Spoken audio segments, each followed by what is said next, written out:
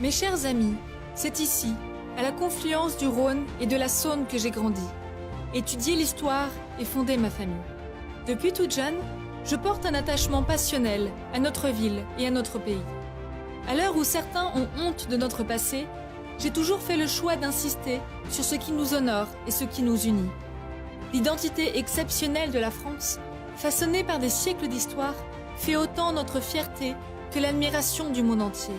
Elle doit être protégée.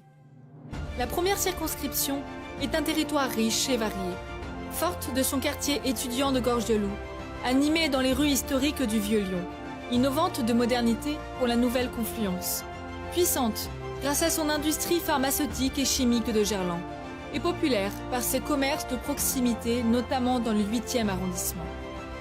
Mais notre identité est mise à mal depuis plusieurs décennies, diluée par une mondialisation sauvage et transformée par l'immigration massive, dont les revendications communautaires et l'islamisation sont devenues les conséquences les plus directes. Méprisés depuis de trop nombreuses années par les gouvernements successifs de droite comme de gauche, les Français ont vu leur vie quotidienne se détériorer. Chômage, pauvreté, insécurité. Loin de toute politique partisane, je serai la candidate de tous les Lyonnais de la première circonscription du Rhône.